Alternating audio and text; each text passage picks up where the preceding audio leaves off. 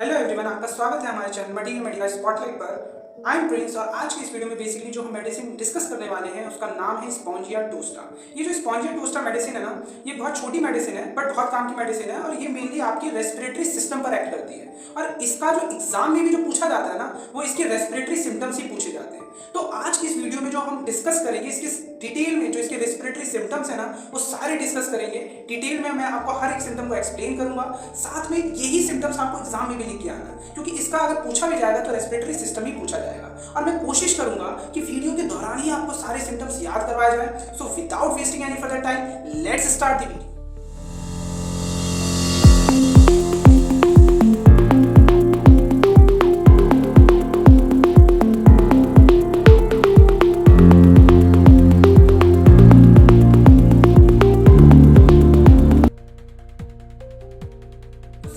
Spongia टोस्टा के बारे में कुछ बेसिक पॉइंट्स देख लेते हैं जो आपको पता होने ही चाहिए। जैसे कि इसको प्रूव किया था डॉक्टर हैनीमैन ने। इसका कॉमन नेम होता है रोस्टेड स्पॉन्ज और ये जिस फाइलम से बिलोंग करता है वो है सिलेंट्रेटा। तो अभी तक मैंने क्या बताया कि प्रूवर है डॉक्टर हैनीमैन। मेरे साथ याद करो, प्रूवर क्या है? Doctor Hahnemann. इसका कॉमन नेम क्या है? Roasted sponge. और ये जिस फाइलम से बिलोंग करता है वो क्या है? सिलेंट्रेटा। इसके बाद अगर मैं इसकी कॉन्स्टिट्यूशन की बात करूं तो मियाज़म, इसके अंदर तीनों मियाज़म देखने को मिलते हैं। ऑल थ्री मियाज़म, सोरा, साइकोसिस, सिफिलिस तीनों देखने को मिल सकते हैं। इसके अलावा अगर मैं relation with heat and cold की बात करूं तो ये चिली मेडिसिन है। चिली मेडिसिन मींस इसको किस चीज से दिक्कत होगी? कोल्ड से दिक्कत होगी। सो कोल्ड वगैरह से इसकी प्रॉब्लम एग्रीवेट हो जाएगी और वार्म चीजों से इसको क्या मिलेगा? रिलीफ मिलेगा। तो ये क्या है? हमारी चिली मेडिसिन है। ठीक है। इसके अलावा अगर मैं इसकी डायथिसिस की बात करूं तो ट्यूबरकुलर डायथिसिस देखने को मिलती है आपका स्पॉन्जिया टोस्टा के अंदर। ट्यूबरकुलर डायथिसिस का मतलब क्या है? इसको थोड़ा मैं शॉर्ट में एक्सप्लेन करता हूं। बेसिकली अगर पेशेंट के अंदर हिस्ट्री मिल रही है माइकोबैक्टीरियम ट्यूबरकुलोसिस के इन्फेक्शन की, या फिर उसके फैमिली में या उसको हिस्ट्री है ट्यूबरकुलर लंग डिसीज जैसे वूपिंग कफ, ब्रोंकाइटिस वगैरह की, तो उन पेशेंट्स के अंदर ये डायथिसिस डेवलप हो जाता है। ठीक, तो इसी को कहते हैं हम ट्यूबरकुलर डायथिसिस। तो अभी तक हमने क्या क्या देखा कि इस जो हमारा स्पॉन्जिया टोस्टा है इसको प्रूव किया था डॉक्टर हैनीमैन ने। इसका कॉमन नेम होता है आपका रोस्टेड स्पॉन्ज। ये जिस फाइलम से बिलोंग करता है वो क्या है? सिलेंट्रेटा। फिर हमने देखा कि इसके अंदर जो कॉन्स्टिट्यूशन देखा, कॉन्स्टिट्यूशन में जो मियाज़म है तीनों के तीनों मियाज़म देखने को मिल रहे हैं। इसके अलावा relation with heat and cold की बात करें तो चिली मेडिसिन है। एंड जो डायथिसिस देखने को मिल रहा है वो क्या है? Tubercular diathesis. अब देखते हैं इसके इंपॉर्टेंट सिम्टम्स। ठीक है, तो सबसे पहला सिम्टम क्या है? इसका जो पेशेंट है ना, वो क्या करता है? वो ना डर के उठेगा, है ना। जब उठेगा तो एकदम फ्राइट में उठेगा। क्यों फ्राइट में उठेगा? क्योंकि उसको ऐसे फील हो रहा है कि वो सफोकेटिंग है, उसका दम घुट रहा है। ठीक है, और उसको ऐसा फील होता है कि उसके गले में स्पॉन्ज अटका हुआ है जिसके थ्रू वो सांस ले रहा है। तो पहला सिम्टम यही है। Awakens in fright, feels suffocation. बहुत इंपॉर्टेंट है इस मेडिसिन में, सफोकेशन वाला जो पॉइंट है ना, ये आपको लिख के ही आना है। तो awakens in fright, feels as if suffocating, है ना, as if he had to breathe through a sponge. जैसे कि मैंने बताया, यही चीज मैंने आपको एक्सप्लेन की है कि अवेकन्स इन फ्राइट, डर के उठेगा, and feels as if suffocating, उसका दम घुट रहा है, and as if he had to breathe through a sponge. तो पहला सिम्टम याद हो गया। ठीक है, दूसरे सिम्टम पे चलते हैं। दूसरा क्या है कि ग्रेट ड्राइनेस देखने को मिलती है। तो ग्रेट ड्राइनेस देखने को मिलती है mucous membrane of air passage. Air passage में क्या आएगा? आपका लैरिंक्स आएगा, ट्रकिया आएगा, ब्रोंकिया आएगा। तो जो आपका लैरिंक्स है, ट्रकिया है, ब्रोंकी है, उसकी जो म्यूकस मेम्ब्रेन है उसमें ग्रेट ड्राइनेस देखने को मिलती है। तो दूसरा सिम्टम यही है, great dryness of mucous membrane of air passage through larynx हो गया, ट्रकिया हो गया, ब्रोंकाई हो गया, है ना। तो इन सब में क्या देखने को मिलेगा? ग्रेट ड्राइनेस देखने को मिलेगी। तीसरा सिम्टम क्या है? क्वाइटर। तो क्वाइटर की अगर मैं बात करूं तो क्वाइटर में क्या जो थायराइड ग्लैंड होगा ना, तो क्वाइटर के केस में भी आप इस मेडिसिन को देने के बारे में सोच सकते हैं अगर आपको और भी सिम्टम देखने को मिल रहे हैं जो कि मैं अभी आपको बता रहा हूं। इसमें क्वाइटर में जो इसका थायराइड ग्लैंड होगा वो इतना ज्यादा स्वेल हो जाता है कि वो चिन तक पहुंच जाता है। वो कहां तक पहुंच जाएगा? चिन तक पहुंच जाएगा। और साथ में रात में कैसे आते हैं? सफोकेटिंग पैरोक्सिज्म देखने को मिलते हैं। सो क्वाइटर की अगर मैं बात करूं तो क्वाइटर में जो थायराइड ग्लैंड है, इंपॉर्टेंट क्या है? Thyroid gland swollen even with the chin, chin तक पहुंच जाएगा, स्वेल करके चिन तक पहुंच जाएगा with suffocating paroxysm at night. तो सफोकेटिंग पैरोक्सिज्म आते हैं इस पेशेंट के अंदर कब? नाइट में। ये इंपॉर्टेंट है। ठीक है, इसके अलावा swelling and induration of gland, है ना, कोई भी ग्लैंड में स्वेलिंग है, इंड्यूरेशन है, तो उस केस में भी आप इस मेडिसिन को देने के बारे में सोच सकते हैं। इसके अलावा अगर मैं अगले सिम्टम की बात करूं तो सोर थ्रोट। इसका जो सोर थ्रोट होता है वो एग्रीवेट हो जाता है बाय टेकिंग स्वीट। तो कोई भी चीज ये पेशेंट आएगा ना तो ये बताएगा कि मीठी चीजें लेने की वजह से इसका सोर थ्रोट जो है एग्रीवेट हो जाता है। तो सोर थ्रोट जो है इसका एग्रीवेट हो जाता है आफ्टर टेकिंग स्वीट थिंग। तो ये अगर कोई भी मीठी चीज लेता है तो इससे इसका जो सोर थ्रोट है वो एग्रीवेट हो जाता है। इसके अलावा अगर ये इसका जो मेंटल एक्साइटमेंट है ना, अगर कोई किसी भी तरीके का मेंटल एक्साइटमेंट हुआ है तो उस वजह से इसकी जो खांसी है वो भी बढ़ जाती है। तो एवरी मेंटल एक्साइटमेंट, जैसे कि बहुत ज्यादा हंस लिया है ना, हंसने के बाद देखा होगा कि खांसी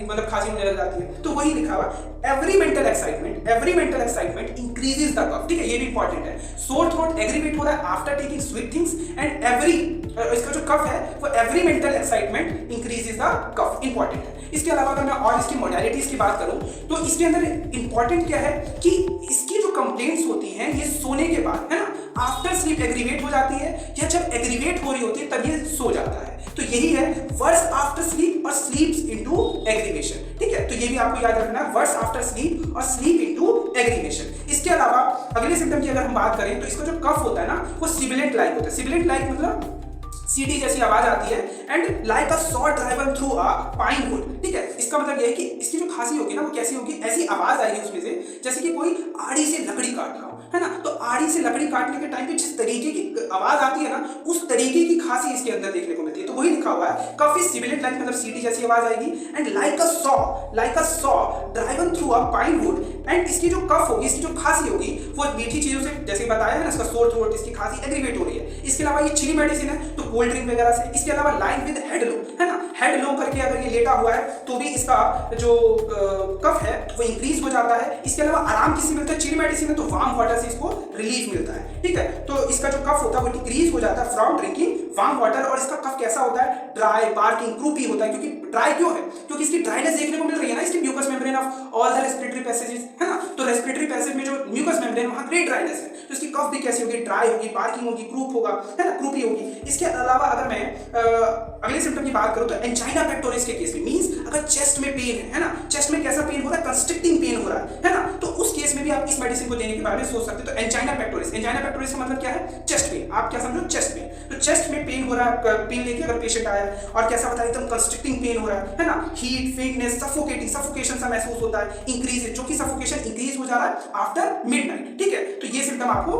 याद रखना है। तो एक और बार अगर मैं आपको इसके सारे सिम्टम को रिवाइज कराऊं तो सबसे पहले हमने देखा कि इस मेडिसिन को प्रूव किया था डॉक्टर हेनीमैन ने। इसका कॉमन नेम होता है रोस्टेड स्पॉट और ये जिस फाइलम से बिलोंग करता है वो क्या है आपका सिलेंट्रेटा। ठीक है, फिर हमने देखा इसका कंस्टिट्यूशन में हमने देखा कि इसके अंदर थियोमियाज्म देखने को मिलते हैं। Relation with heat and cold में ये चिली मेडिसिन है। फिर हमने देखा इसका अगला सिम्टम जो कि क्या है, इसके अंदर ट्यूबरकुलर डायथिसिस देखने को मिलता है। मैंने ट्यूबरकुलर डायथिसिस क्या होता है ये भी चीज आपको एक्सप्लेन करी। इसके बाद हमने देखे इसके कुछ इंपॉर्टेंट सिम्टम्स, जिसमें सबसे पहले हमने देखा इसको जो पेशेंट होता है awakens with fright, feels as if suffocating, है ना, and he had to breathe through a sponge. ये पहला सिम्टम था। दूसरा हमने देखा कि ग्रेट ड्राइनेस देखने को मिलती है, of mucous membrane, great dryness देखने को मिलती है of mucous membrane of air passages, जिसमें आपका ट्रकिया हो गया, लैरिंक्स हो गया, है ना, ब्रोंकाई हो गया, है ना, तो उसमें ग्रेट ड्राइनेस देखने को मिलती है। इसके अलावा हमने क्या देखा, ग्वाइटर के केस में आप इस मेडिसिन को देने के बाद सोच सकते हो अगर थायराइड ग्लैंड आपका कितना स्वेलन कर गया है, चिन तक पहुंच चुका है।